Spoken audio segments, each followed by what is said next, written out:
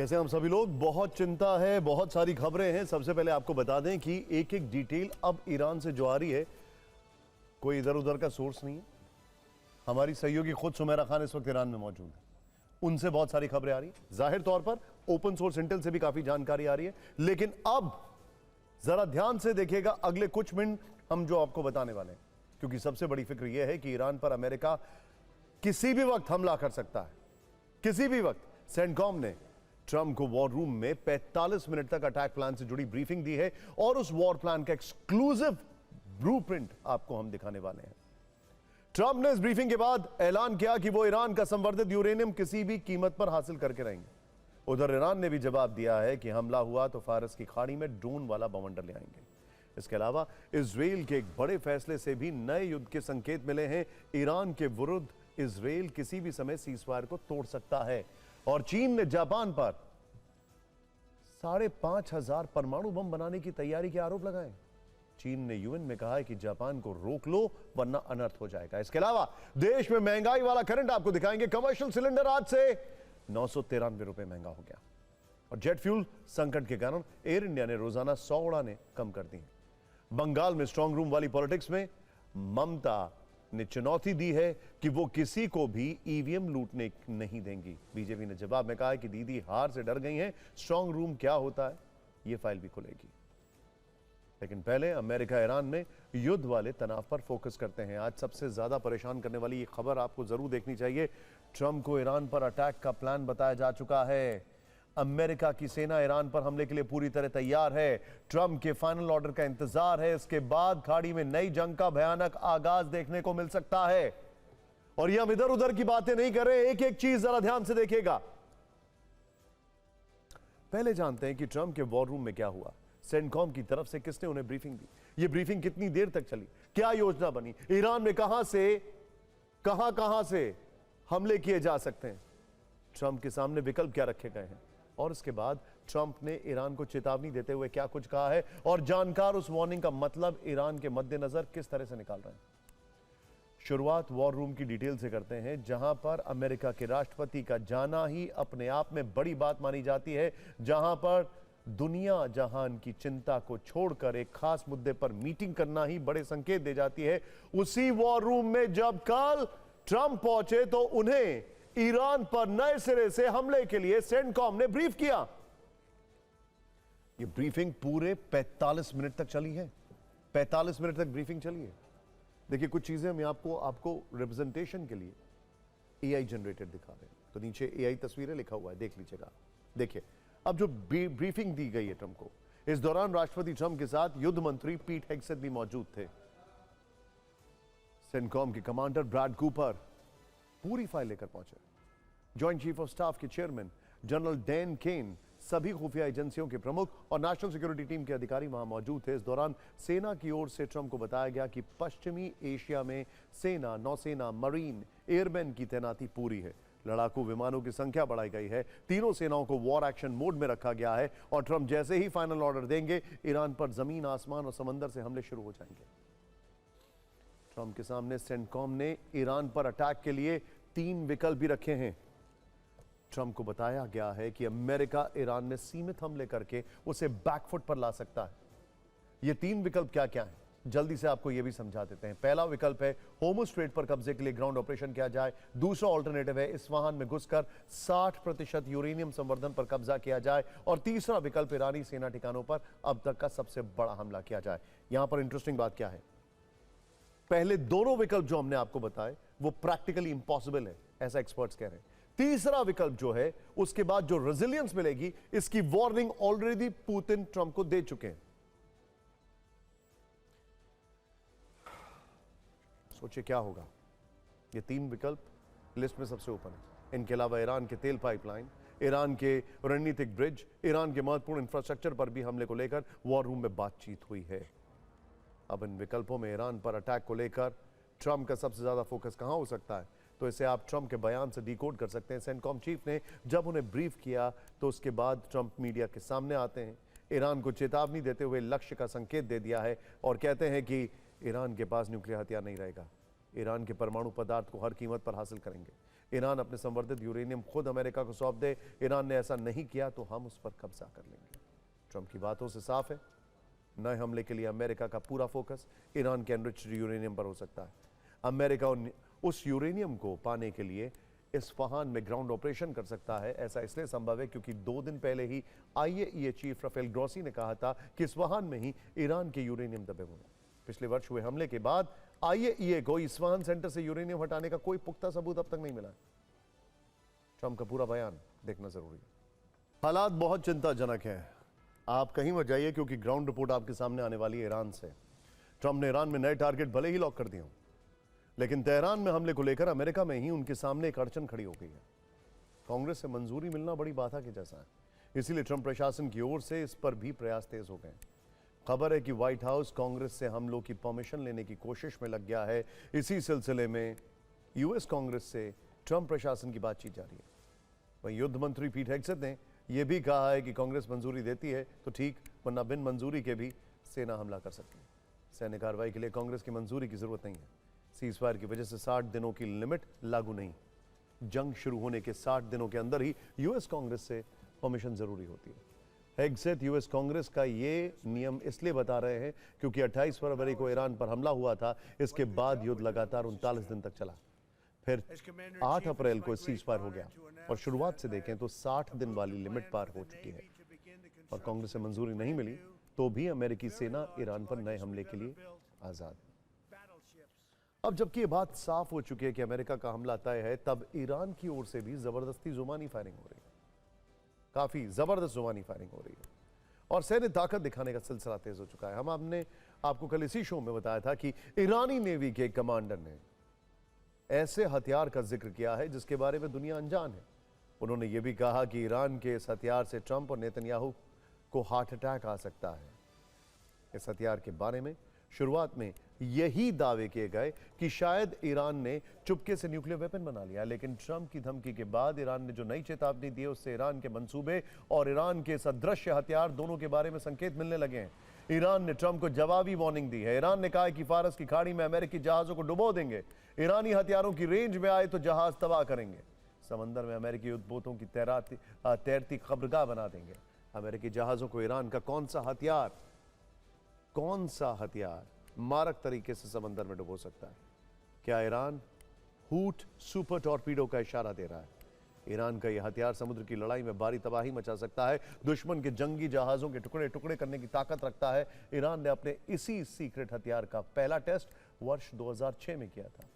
हालांकि इसके बारे में अभी तक ज्यादा जानकारी नहीं है, लेकिन इतना साफ है कि इसकी स्पीड ही इसकी पावर है। यह इतनी तेज गति से चलता है कि दुश्मन के डिफेंस सिस्टम को रिएक्ट करने का मौका नहीं मिलता है। फारसी भाषा में हूट का मतलब व्हेल से होता है। व्हेल जिस तरह से समुद्र की सबसे बड़ी मछली है, वैसे ही ईरान ने इस हथियार को समुद्र का सबसे घातक हथियार बताने का प्रयास किया है। अब चूंकि यह सुपर टॉर्पीडो है, सोनार की पकड़ में नहीं आता है, इसीलिए ईरान के आसपास तैनात अमेरिकी एयरक्राफ्ट कैरियर और अमेरिकी युद्धपोत के लिए ईरान का यह हथियार सबसे बड़ा खतरा बन सकता है। ईरान यह दावा कई बार कर चुका है कि उसके पास ऐसे कई हथियार हैं जिनके बारे में अमेरिका इजराइल को अंदाजा तक नहीं है। शायद ऐसे ही ब्रह्मास्त्र के दम पर IRGC ने भी ट्रंप को चेतावनी दी है। स्ट्रेट ऑफ होर्मुज पर अमेरिका को ललकारा है। IRGC ने कहा है कि अमेरिकी नाकेबंदी के खिलाफ जल्द कार्रवाई की जाएगी। ट्रंप ने ब्लॉकेड बढ़ाने का ऐलान किया है और हम इसे जंग का ऐलान। अमेरिका और ईरान में तनाव के बीच TV9 भारतवर्ष की संवाददाता सुमेरा खान ग्राउंड जीरो पर हैं। ईरान में first Indian television journalist. Tehran में TV9 उस जगह पर गया जहां अमेरिका और इजराइल ने अटैक किया था। तेहरान के इनकलाब स्ट्रीट TV9 भारतवर्ष वहां पर पहुंचता है। तेहरान में उस होटल के पास TV9 पहुंचा जहां मिसाइल गिरी थी।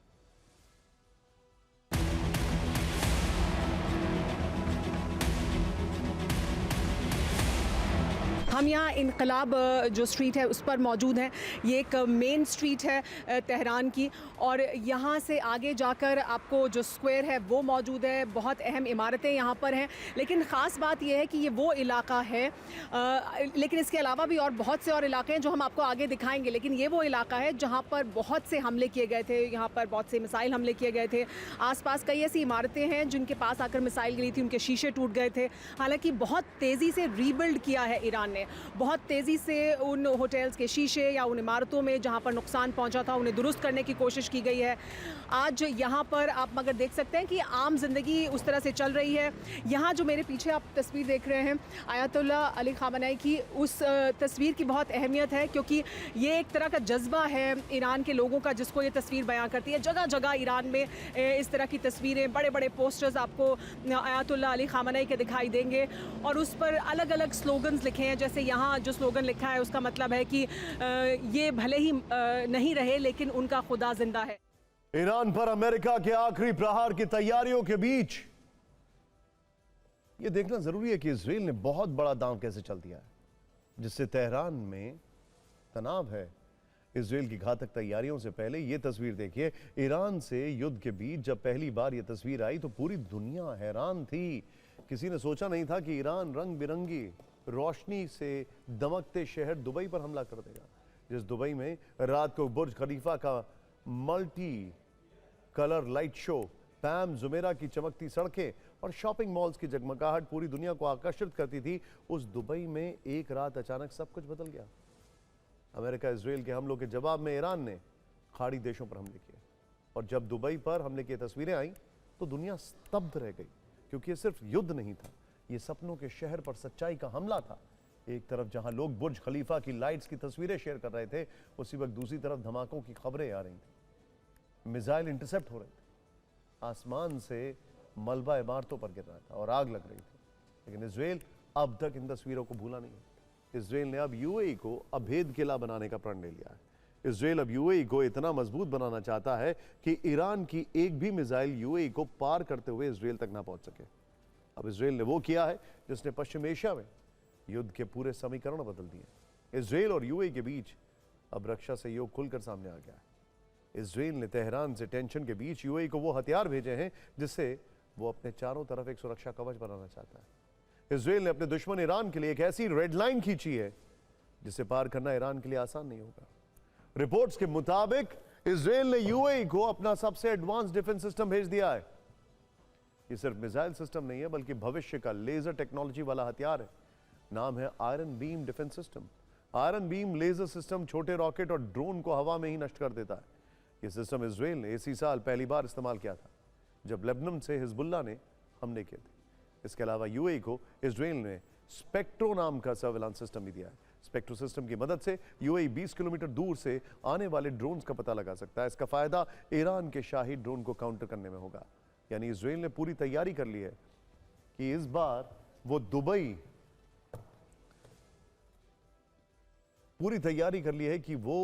की धड़कन बनकर रहेगा और ईरान की कोई भी मिसाइल या ड्रोन वहां तक नहीं पहुंच सकेगा। इन हथियारों में सबसे खास है आयरन बीम। कैसे ये वेपन ईरान के खिलाफ युद्ध में गेम चेंजर साबित हो सकता है, इस रिपोर्ट में देखिए। और फिक्र में अब महंगाई वाली फाइल खोलते हैं। कमर्शियल गैस सिलेंडर के बाद क्या लोगों को महंगे तेल का झटका लगने वाला है? सुनते ही झटका लगता है ना। सूत्रों के मुताबिक आने वाले दिनों में पेट्रोल डीजल के दाम बढ़ सकते हैं। सरकार इस पर विचार कर रही है। अंतर्राष्ट्रीय बाजार में कच्चे तेल के दाम लगातार $110 प्रति बैरल से ऊपर बने हुए हैं, जिससे तेल कंपनियों को नुकसान हो रहा है। ऐसे में कंपनियों को होने वाले नुकसान को देखते हुए 4 साल बाद तेल के दाम बढ़ाने पर विचार चल रहा है। तेल के दाम जब बढ़ेंगे तो हम फिर अपडेट के साथ आपके सामने हाजिर होंगे। लेकिन मई के पहले दिन ही गैस की कीमत बढ़ गई है और अब उस खबर की ओर बढ़ते हैं। देखिए, पहली खबर यह है कि तेल कंपनियों ने कमर्शियल गैस सिलेंडर के दाम 993 रुपीस बढ़ा दिए। इससे दिल्ली में 2078 रुपए में मिलने वाला कमर्शियल गैस का सिलेंडर अब 3071 रुपए का हो गया है। दूसरी खबर, कमर्शियल सिलेंडर के साथ 5 किलो वाले सिलेंडर की कीमतों में भी 250 रुपए से ज्यादा का इजाफा हुआ है, जो अप्रैल 2026 के बाद दूसरी बार है। और तीसरी खबर जेट फ्यूल पर, जिसे लेकर पिछले कई दिनों से अलार्म बज रहा है। और आज अंतर्राष्ट्रीय एयरलाइंस के लिए एविएशन टर्बाइन फ्यूल यानी एटीएफ की कीमत 5% से ज्यादा बढ़ गई। देखिए, पहले सिलेंडर वाला सायरन, घरेलू रसोई गैस यानी 14.2 किलोग्राम वाले सिलेंडर के दाम में भले ही इजाफा न किया गया, लेकिन कमर्शियल सिलेंडर के दाम बढ़ने का असर आपकी जेब पर कैसे पड़ेगा वो देखते हैं। सबसे बड़ी बात, अगर आप अपने परिवार के साथ किसी रेस्टोरेंट, ढाबे और कैफे में खाना पीने जाते हैं तो अब आपको इसके लिए शायद ज़्यादा पैसे देने पड़ सकते हैं। कमर्शियल सिलेंडर के दाम बढ़ने की वजह से स्ट्रीट फूड महंगा हो जाएगा। तेल कंपनियों ने एलपीजी के दाम ऐसे समय में बढ़ाए हैं जब शादियों का सीजन आ रहा है। ऐसे में शादियों में केटरिंग या फिर हलवाई को लगाना महंगा पड़ सकता है। ऑफिस जाने वाले लोग या स्टूडेंट्स जो टिफिन सर्विस पर निर्भर हैं, उन्हें भी अब खाने के लिए ज़्यादा पैसे देने पड़ सकते हैं, क्योंकि टिफिन सर्विस देने वाली कंपनियां भी कमर्शियल सिलेंडर का यूज़ करती हैं। मतलब करीब 1000 रुपये हर सिलेंडर के दाम बढ़ने से ये डायरेक्ट नहीं तो इनडायरेक्ट तरीके से आपकी जेब पर बोझ बढ़ेगा। कमर्शियल सिलेंडर के साथ 5 किलो वाला छोटा सिलेंडर भी महंगा हो गया है। उफ, जिसका सीधा असर समाज के उस वर्ग पर पड़ता है जो रोज कमाता है, रोज खाता है। बड़े सिलेंडर की तुलना में छोटा सिलेंडर उनकी लाइफलाइन है, जिनका बजट सीमित होता है। हम आपको रेस्टोरेंट मालिकों और छोटे व्यापारियों का दर्द सुनाते हैं।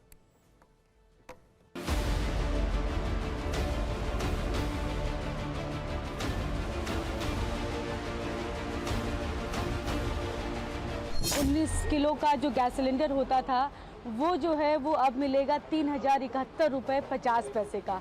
तो इसका क्या असर होगा, क्या जो लोग कमर्शियल गैस सिलेंडर जो इस्तेमाल करते हैं उनके सामने इससे क्या मुश्किलें आ सकती हैं दाम बढ़ने से? जिस हिसाब से ये इन्फ्लेशन आता जा रहा है, हर चीज़ के रेट बढ़ रहे हैं। अब सिलेंडर के रेट बढ़ गए और कोई 50, 100, 200 नहीं बढ़े, सीधा 1000 रुपये बढ़ गए।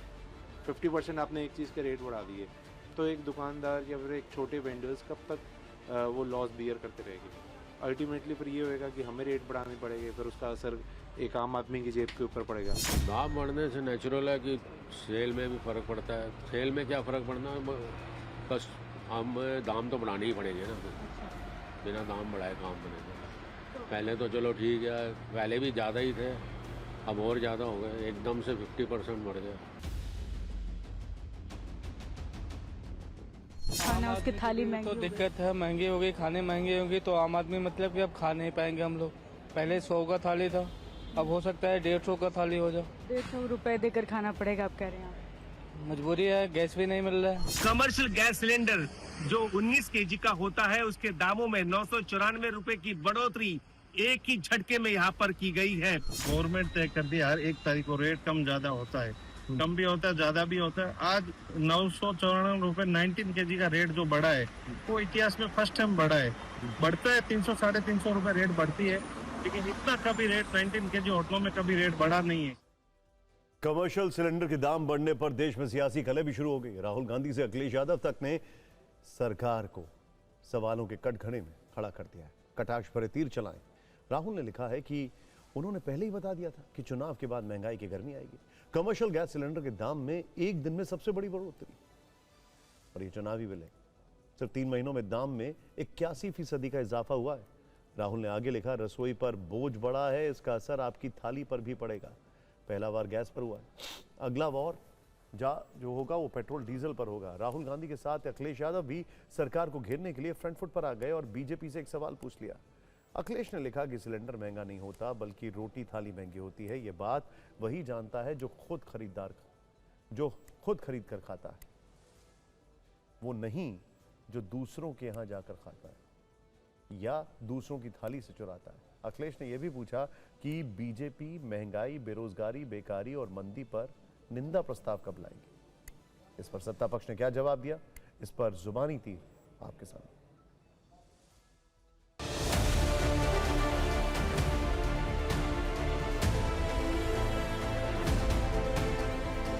सिलेंडर के बढ़ने से, गैस की कीमत बढ़ने से केवल सिलेंडर महंगा नहीं होता है। खाना पीना, रोटी, कारोबार और महंगाई बढ़ना शुरू हो जाती है। तो केवल सिलेंडर महंगा नहीं किया है, अब महंगाई बढ़ना शुरू हो गई है। और देखते जाइए किस किस चीज की कीमत बढ़ेगी। कितने आपको धोखा देने वाले लोग ये हैं। चुनाव तक आपकी आवभगत करते हैं, चुनाव तक आपसे बड़े बड़े वादे करते हैं, आपके खाते में कभी 10,000 रुपए, कभी 3,000 रुपए, कभी 20,000 रुपए भेजने की बात करते हैं और चुनाव आते ही आपके पेट और पीठ दोनों पे लात मारते हैं। ईरान अमेरिका में जिस तरह का तनाव है पूरे दुनिया में गैस सिलेंडर और पेट्रोल के दाम बढ़े। सिर्फ भारत है जिसने इसको अभी भी कंट्रोल में रखा है, क्योंकि हमारे पास नरेंद्र मोदी जैसे नेता हैं जो चीज़ों का ध्यान रखते हैं कि कम से कम दिक्कत देश के लोगों को हो। मैं सिर्फ इतना कहना चाहता हूं, अगर मोदी जी आपकी नीयत और नीयत दोनों दुरुस्त थी तो 29 अप्रैल के पहले इसको क्यों नहीं बढ़ाया? क्यों 29 अप्रैल को चुनाव हो जाने का इंतजार करते रहे आप?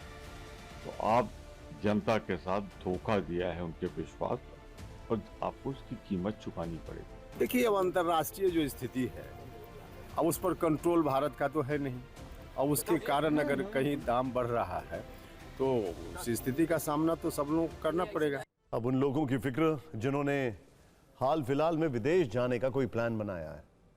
ये खबर उस जेट फ्यूल की कीमतों पर है जिसके दाम आसमान पर हैं और विमान जमीन पर खड़े होते जा रहे हैं। असल में अंतर्राष्ट्रीय एयरलाइंस के लिए ATF यानी एयर टर्बाइन फ्यूल की कीमत में 5% से ज़्यादा की बढ़ोतरी की गई है। ये लगातार दूसरा महीना है जब विमानों के ईंधन की कीमतों में इजाफा हुआ है। यकीन मानिए ये विदेशों की अपेक्षा में बहुत कम है। खैर, जेट फ्यूल वाले संकट के बीच विमान कंपनी एयर इंडिया ने बड़ा फैसला कर लिया है, जो रोज़ाना करीब 1100 फ्लाइट्स ऑपरेट करती है। उसमें से 100 उड़ानें कम कर दी गई हैं और ये कटौती घरेलू और इंटरनेशनल दोनों रूट्स पर है। दावा है खासतौर पर यूरोप, नॉर्थ अमेरिका, ऑस्ट्रेलिया और सिंगापुर जैसे रूट्स पर सेवाओं में बड़ी कमी देखने को मिलेगी। जिन संभावित रूट्स पर ब्रेक लग सकता है उनमें सिडनी, मेलबर्न की फ्लाइट्स हैं, लंदन, पेरिस, ज्यूरिक और की फ्लाइट्स कम हो सकती हैं। न्यूयॉर्क, सैन फ्रांसिस्को के रूट्स पर भी असर पड़ सकता है। इस लिस्ट में सिंगापुर, टोक्यो जैसे नाम भी हैं। जेट फ्यूल वाला ऐलान चिंता का विषय है, इसीलिए आम भाषा में जानना जरूरी है कि जेट फ्यूल होता क्या है। ध्यान से देखिएगा। असल में ATF का मतलब होता है एविएशन टर्बाइन फ्यूल, या उसको आम बोलचाल में एयर टर्बाइन फ्यूल भी कहते हैं। विमानों में इस्तेमाल किए जाने वाला विशेष ईंधन होता है। केरोसिन कॉन्सेंट्रेटेड होता है, वैसे आगे बताएंगे आपको। जेट फ्यूल को कच्चे तेल को रिफाइन करके बनाया जाता है, लेकिन यह पेट्रोल डीजल की तुलना में अधिक शुद्ध और शक्तिशाली होता है। इसमें रिफाइनिंग के दौरान एंटी फ्रीजिंग और एंटीऑक्सीडेंट मिलाए जाते हैं जिससे ऊंचाई पर ये ना जमे। ये इसमें सबसे इंपॉर्टेंट फैक्टर होता है। अभी देश में कई सरकारी कंपनियों की रिफाइनरियों में जेट फ्यूल तैयार किया जाता है, लेकिन अब सवाल यह है कि क्या जेट फ्यूल के दाम बढ़ने से घरेलू उड़ानों पर भी जो है वो असर पड़ेगा, खासकर उनके दामों पर? जवाब है फिलहाल नहीं, क्योंकि घरेलू उड़ानों के लिए जेट फ्यूल की कीमतें नहीं बदली हैं। सरकार ने राहत दी है, इसलिए थोड़ी राहत यहां पर ले सकते हैं। इंटरेस्टिंग बात क्या है, जो जेट फ्यूल है वो भी 2-3 प्रकार का आता है। एक बहुत स्पेशलाइज्ड जेट फ्यूल है जो कि अमेरिका में ज़्यादा इस्तेमाल होता है, कई विमानों में वो होता है, कई जगह अलग टाइप का होता है, तो इसमें बहुत कॉम्प्लिकेशंस हैं। खैर, अब फिक्र की पॉलिटिकल फाइल खोलते हैं और चलते हैं चुनावी राज्य बंगाल, जहां 24 घंटे से स्ट्रांग रूम ट्रेंड कर रहा है। हम इस पर विस्तार से चर्चा करेंगे, लेकिन पहले लेटेस्ट अपडेट तो देख लेते हैं। अब से कुछ देर पहले चुनाव आयोग ने एक नोटिफिकेशन जारी किया है। बंगाल में दक्षिण 24 परगना जिले में कुछ जगहों पर दोबारा मतदान करवाए जाएंगे। इस जिले के 15 बूथों पर कल दोबारा वोटिंग होनी है। इनमें 11 बूथ मगरहाट पश्चिम के हैं, जबकि 4 डायमंड हार्बर के हैं। रिटर्निंग ऑफिसर की रिपोर्ट पर चुनाव आयोग ने यह फैसला लिया है। सुबह 7 बजे से शाम 6 बजे तक वोटिंग होगी। कहा जा रहा है कि बीजेपी ने दोबारा मतदान की मांग की थी। दूसरा अपडेट यह भी है कि तृणमूल कांग्रेस के 3 नेताओं का दल बंगाल मुख्य निर्वाचन अधिकारी से मिलने पहुंचा। तृणमूल कांग्रेस के इस प्रतिनिधिमंडल में फिरहाद हकीम, शशि पांजा और असीम बोस शामिल थे। टीएमसी के मुताबिक चुनाव आयोग के सामने सीसीटीवी निगरानी में व्यवधान का मुद्दा उठाया गया। तीसरा अपडेट यह है कि तृणमूल कांग्रेस ने बंगाल चुनावों के लिए मतगणना पर्यवेक्षकों के रूम में केवल केंद्रीय कर्मचारियों की नियुक्ति को मुद्दा बना लिया है। पार्टी ने चुनाव आयोग के फैसले को चुनौती देते हुए सुप्रीम कोर्ट में दायर याचिका दायर की। कलकत्ता हाई कोर्ट से राहत नहीं मिलने के बाद ममता सरकार ने सुप्रीम कोर्ट का रुख किया है। तृणमूल कांग्रेस की याचिका पर सुप्रीम कोर्ट कल सुनवाई करेगा। वैसे 4 मई को होने वाली काउंटिंग से पहले बंगाल की राजनीति स्ट्रांग रूम की तरफ शिफ्ट हो गई है। एक पार्टी कह रही है कि कुछ गड़बड़ है, तो दूसरी पार्टी इसे डर से जोड़कर देख रही है। आज दिन भर इस मुद्दे पर बंगाल उबलता रहा। खूब बयानबाजी हुई, चेतावनी का दौर शुरू हो गया। मुख्यमंत्री ममता बनर्जी ने कहा कि ईवीएम लूटने नहीं दूंगी। इस पर बीजेपी का जवाब आया कि ममता हार की आशंका से डरी हुई है। ये रिपोर्ट देखें। हम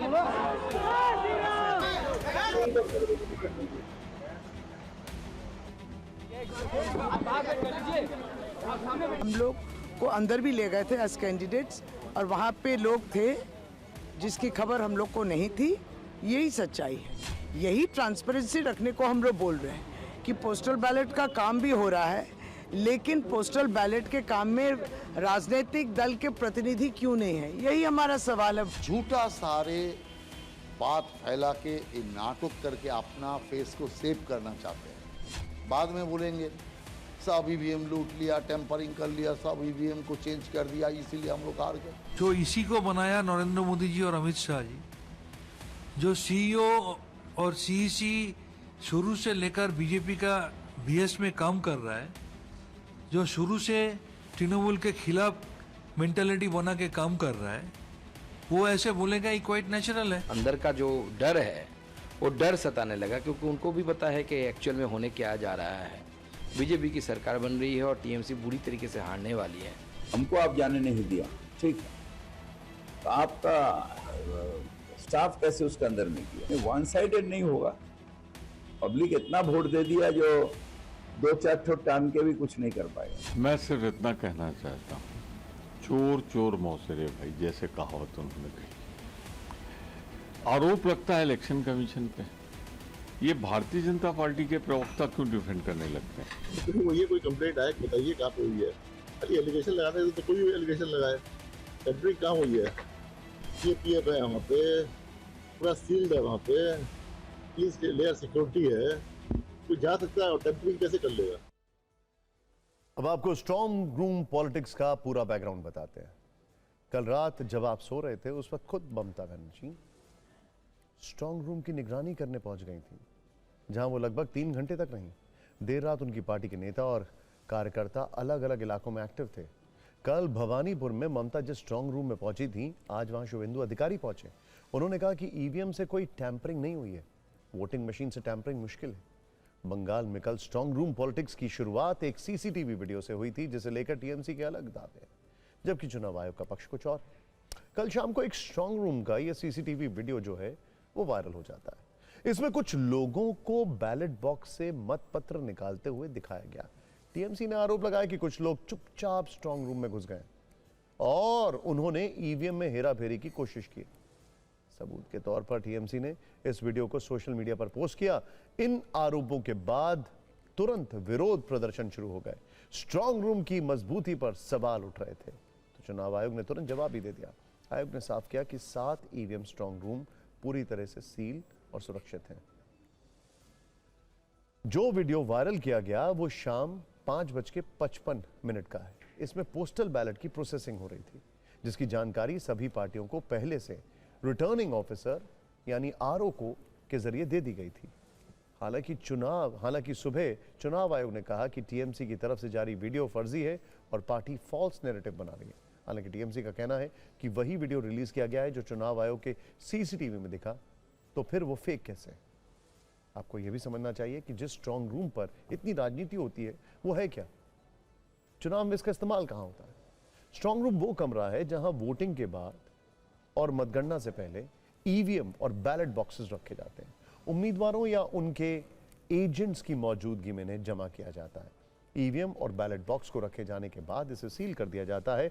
इसमें डबल लॉक सिस्टम होता है। कमरे में अक्सर 2 ताले लगाए जाते हैं, जिनकी चाबी अलग अलग अधिकारियों के पास होती है। सीसीटीवी से 24 घंटे स्ट्रॉन्ग रूम की निगरानी की जाती है, जिसके दायरे में सील बंद दरवाजे, सिक्योरिटी और कॉरिडोर वगैरह होते हैं। उम्मीदवारों और राजनीतिक दलों के एजेंटों को स्ट्रॉन्ग रूम के बाहर निगरानी करने की अनुमति होती है। स्ट्रॉन्ग रूम की सुरक्षा में राज्य पुलिस के साथ केंद्रीय बल भी तैनात होते हैं। स्ट्रॉन्ग रूम को खोलने का भी एक प्रोटोकॉल तय है, जिसका उल्लंघन नहीं किया जा सकता है। इसके लिए एक रजिस्टर रखा जाता है, जिसमें एक एक ब्यौरा नोट किया जाता है। जैसे अगर स्ट्रॉन्ग रूम खोलना पड़ा तो तारीख और समय लिखना होगा, कितनी देर के लिए खुला, कौन अंदर गया और किस मकसद से स्ट्रॉन्ग रूम खोला गया। इन सब सवालों के जवाब उस रजिस्टर में लिखने होते हैं। दूसरा प्रोटोकॉल कहता है कि अगर स्ट्रॉन्ग रूम खोलना पड़ा तो पहले इसकी जानकारी उम्मीदवारों को दी जाए। स्ट्रॉन्ग रूम खोलने के बाद इसे दोबारा सील करना पड़ेगा। इस पूरी प्रक्रिया की वीडियोग्राफी भी करवानी पड़ती है। अब बंगाल से उत्तर प्रदेश की तरफ चलते हैं।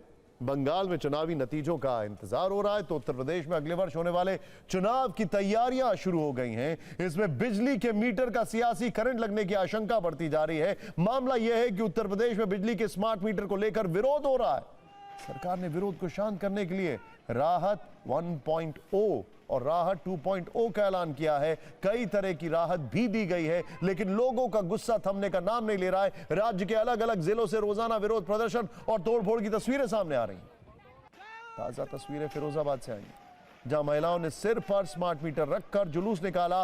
आगरा के अकोला गांव में लोगों ने घरों से मीटर उखाड़कर विरोध किया। सोचिए, मुरादाबाद, मेरठ, हमीरपुर, हापुड़ और लखनऊ में भी इसी तरह के प्रदर्शन हुए। कई जगहों पर लोगों ने स्मार्ट मीटर तोड़कर उन्हें बिजली दफ्तरों के बाहर फेंक दिया। उत्तर प्रदेश के पूर्व मुख्यमंत्री और समाजवादी पार्टी प्रमुख अखिलेश यादव ने भी प्रीपेड मीटर को लेकर हुए विरोध प्रदर्शन का वीडियो सोशल मीडिया पर पोस्ट किया है। उन्होंने आरोप लगाया कि बीजेपी सरकार बिजली को लेकर भ्रष्टाचार रैकेट चला रही है। जनता ने चोरी पकड़ ली है। उत्तर प्रदेश में आज की तारीख तक 75 लाख के करीब स्मार्ट मीटर लगाए जा चुके हैं। लोगों का आरोप है कि मीटर तेज भागते हैं और बिल ज्यादा आता है। प्रीपेड मीटर में बैलेंस जल्दी कट जाता है और बिना इस्तेमाल किए भी बिजली बिल बढ़ता रहता है। ये जो स्मार्ट मीटर लेकर के आए हैं अपने लोगों को लाभ पहुंचाने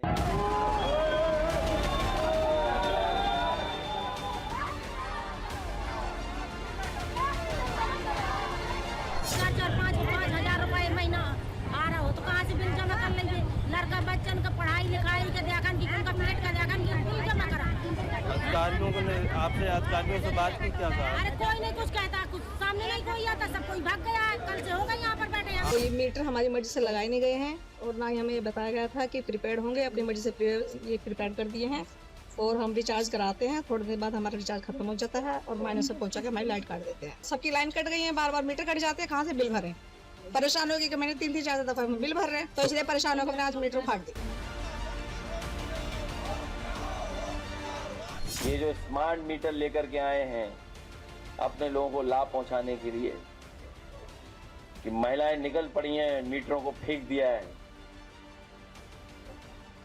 कोई अगर ये कर रहा है तो वो भारतीय जनता पार्टी, उनकी सरकार जनता की जेब से पैसा निकाल करके, गरीबों के पैसे निकाल करके अमीरों की जेब भर रहे हैं। प्रदेश की बिजली कंपनियां जो राष्ट्रीय कानून का उल्लंघन कर रही हैं, उसको लेकर आप देख ही रहे हैं कि पूरे प्रदेश में, पूरे देश में आज की डेट में उपभोक्ताओं में काफ़ी आक्रोश है। देख रहे हैं कि ऐसी स्थिति आ गई। 25 सालों के इतिहास में कभी ऐसा नहीं हुआ कि उपभोक्ता मीटर अपना उखाड़ के और बिजली कंपनियों के पास लाके जमा कर रहे हैं कि हमारा मीटर आप ले लो, हमें कनेक्शन नहीं चाहिए। तो ये स्थिति बहुत गंभीर है। इससे सरकार की छवि धूमिल हो रही। यूपी में बिजली का सियासी करंट फैलते देख सरकार ने राहत भी दी थी। सरकार की तरफ से कहा गया था कि 1 किलोवाट तक के घरेलू उपभोक्ताओं के 30 दिन तक बिजली कनेक्शन नहीं काटे जाएंगे, जबकि 2 किलोवाट कनेक्शन वाले उपभोक्ताओं को राहत देते हुए यह कहा गया कि 220 रुपए नेगेटिव बैलेंस तक कनेक्शन नहीं कटेगा। अब फिक्र जबलपुर में क्रूज डूबने की घटना की, जिसने पूरे देश को झकझोर कर रख दिया। मध्य प्रदेश के जबलपुर में सिर्फ कुछ ही देर में मस्ती मातम में बदल गई। ये क्रूज हादसे का नया वीडियो है जो बहुत कुछ कहता है। ये ऐसी लापरवाही है जिसका अंजाम मौत। जबलपुर के बरगी डैम में गुरुवार शाम 5 बजे पर्यटन विभाग का एक क्रूज अचानक तेज आंधी के चलते डूब गया। इस हादसे ने पूरे देश को हिलाकर रख दिया है। 9 लोगों की मौत की पुष्टि हो चुकी है। 5 की तलाश अभी भी जारी है। रेस्क्यू टीम ने 29 लोगों को जैसे तैसे बचाया। ये तस्वीर हादसे के ठीक पहले की है। इस वीडियो के साथ लापरवाही की पूरी कहानी को समझिए आप। अत्यंत दुखद है। इस क्रूज में लगभग 40 पर्यटक थे। बताया जा रहा है कि टिकट सिर्फ 29 लोगों का कटा था। हवा की रफ्तार 74 किलोमीटर प्रति घंटा थी। ऊंची ऊंची लहरें क्रूज के अंदर तक आ रही थी। फिर भी लोग मस्ती में थे। कई लोगों ने लाइफ जैकेट तक नहीं पहनी थी। जब पानी क्रूज के अंदर भरने लगा और स्थिति बिगड़ने लगी, तब आनंद फानन में जैकेट बांटी गई, जिससे अफरा तफरी मच गई और कई लोग केबिन के अंदर ही फंस गए।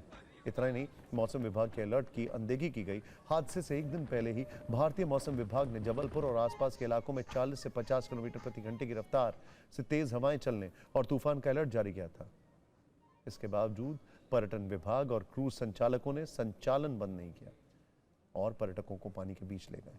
बचे हुए यात्रियों और किनारे पर मौजूद स्थानीय लोगों का कहना है कि तूफान आने पर क्रूज को सुरक्षित किनारे की ओर लाने के लिए पायलट से बार बार अनुरोध किया गया था। गांव वाले भी किनारे से चिल्लाकर संकेत दे रहे थे, लेकिन पायलट ने क्रूज को वापस नहीं मोड़ा और उसे बीच जलाशय की ओर ले गया। यात्रियों के अनुसार संकट के समय क्रूज स्टाफ ने उनकी मदद करने के बजाय लापरवाही दिखाई। कई लोगों ने को खुद ही लाइफ जैकेट ढूंढनी और पहननी पड़ी। साथ ही क्रूज काफी पुराना बताया जा रहा है, जिसकी मेंटेनेंस और आपातकालीन गेट की स्थिति पर भी सवाल उठ रहे हैं। प्रशासनिक स्तर पर भी ये बड़ी चूक है।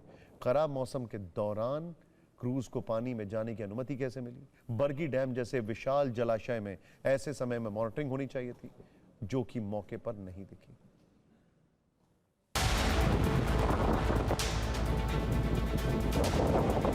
क्रूज वापस ही लौटते वक्त हुआ हादसा। वहाँ से जो हादसा वेव शुरू हुआ है और कोशिश करते करते वहाँ तक पहुँचा है। वो सब बांध चुके थे। मैंने खुद लाइफ जैकेट लोगों के हाथों में दी, ऐसे पहनो करके। खतरा मुझे लगने लग गया था कि कुछ होगा।